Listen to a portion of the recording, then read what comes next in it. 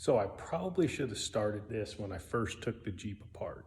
So I'm gonna start doing a series of YouTube videos on my Jeep project. I bought a old Willys CJ5, a 1955 CJ5. Pretty good shape. I've got it completely blown apart at this time, as you can see. It's completely taken apart. I've got other pieces over here. I've completely de-wired it. I've taken the body off. It was a pretty rust-free vehicle. It's had an engine swap. It's got the Dauntless V6 in it with a SM465 Muncie 4-speed granny transmission installed. It ran well. There was an issue with the transmission though. The transmission was making a horrible noise. So I am not a mechanic, or I shouldn't say I'm an auto mechanic by any means. Never taken apart a 4-speed transmission in my life. And here we are.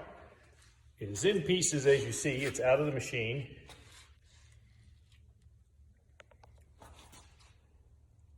And I bought a rebuild kit. I completely took it apart.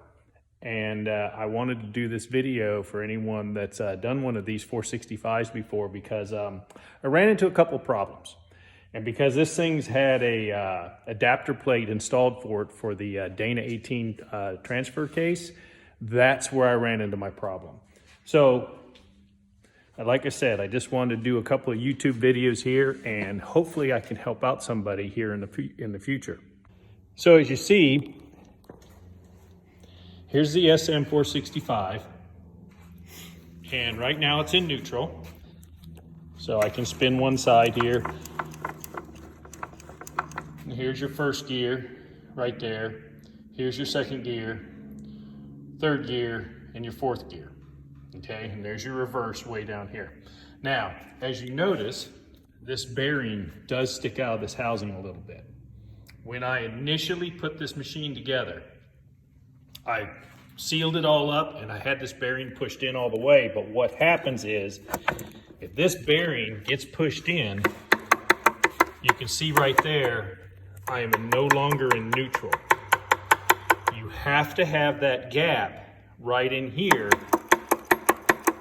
to allow the machine to be in neutral. And what was happening was, when I installed the adapter plate right here, it was shoving this bearing up in there too far. Now, I've seen several YouTube videos that show, yes, this bearing has to float outside here a little bit for this adapter plate, and this is the way the 465 transmission worked. When I took this transmission apart, the input bearing was just ate up, and this rear output bearing was also nicked up bad. So my guess was, whoever did this before had this compressed too hard and the transmission forced itself into place. Also, the needle bearings up inside this input shaft slightly damaged the input shaft, and the needle bearings themselves are also worn. So as you see right now, it's back into neutral. It doesn't take a whole lot to have that to get this bearing to shove up in here too far. So I wanted to go over the complete process of how you take this apart. There is a particular order you need to go by, okay? First off, you need to take your front bearing and your rear bearing off this upper housing. There is a little flat spot, as you see right here on the input shaft. That needs to be pointed down. Now, here's another thing that a lot of internet videos didn't explain. You have to uninstall both your lower bearings to get your shaft down here to drop a little bit, and then you'd be able to pull this out. So the order to take it apart is to take your upper bearings out first, then take your lower bearings. Now, reassembly is reverse. So reassembly, once you get this in, you gotta remember this part here comes out. You put this part in first. I found if I put the bearing in, it was helpful. And I used wood shims underneath my shaft under here to help kind of raise this up and keep it level. And then I was able to install my input shaft with the needle bearings, which is a pain in the butt, by the way, to get those needle bearings in there and get them to stay. I used some heavy grease and I was able to get them in there. The end of this input shaft where it goes onto this gear train was slightly damaged. I had to polish it, take a little stone to it. Once I polished it up, I was able to get this input shaft to slide in and out of there very easily with the needle bearings. Before, it would not. So anyway, again, let's go back through this. When you go to reinstall this, you put this part of the gear train in first, then you install your bearing, then you slide your shaft in place, then you install this bearing. Now what I did last time, I didn't install this retainer, and I put the whole thing together, and then I installed this plate, then I installed this retainer. And my guess is what happened was, again, I ended up shoving this gear train, that's all it takes, is that little bit right there, and you can hear it. It is now locked up. Now it's not. So it doesn't take a whole lot pressure from this adapter plate. So the second time I took this apart, I installed this retainer, keeping this in place. Now the input shaft won't move at all. That's home for the input shaft. Now what I found was my adapter plate, and I don't know if I've got the right adapter plate or not, but I'm a cheap ass. I ended up hogging out some of the adapter plate here. As you see, I didn't have to go down very much. I only had to go down, let's call it a 1/16, barely an 1/8, all the way around here. And now when I install this adapter plate on here, it has room for this to come in and it doesn't compress up against it. I also allowed for my gasket. You have a gasket that also goes along here. The gasket itself is also about an 1/8. So as you see, sorry about that, I've reinstalled my adapter plate right here. Okay, now I've added a couple of little shims here to simulate the gasket because I've milled this down that if I try to push it in all the way and tighten down the bolts, it does lock up the gear train. So I'm simulating my gasket right here with just a little bit of emery cloth. And as you see, nice and loose, okay?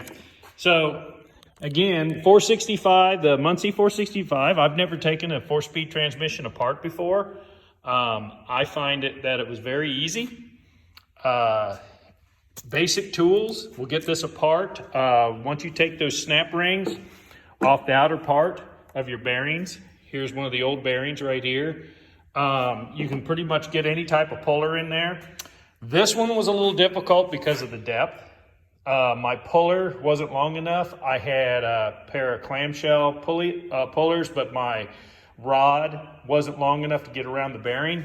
I kind of ended up doing a bit of a farm method. I don't know if I've still got the contraption set up here, but I basically use, I believe these are 6 or 9 inch pullers, and how I got to this bearing, as you see, it will be just too short no matter what you would do.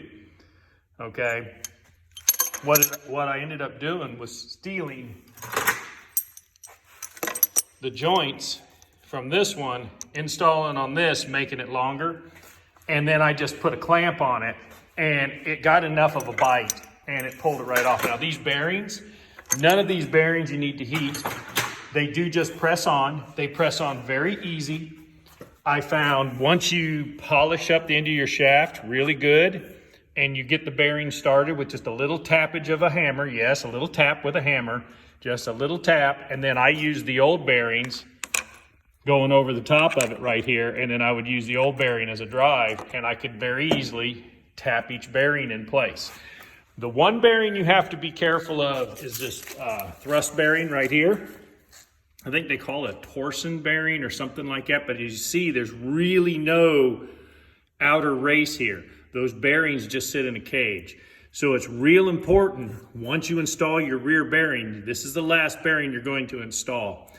Use some shims, and that's what I ended up using in here. I used some shims underneath this gear, and I was able to raise up my shaft and then get it lined up. You don't want to drive this in unless that shaft is really lined up on those bearings, because they sit in a real small cage right there, and it'd be really easy to damage them.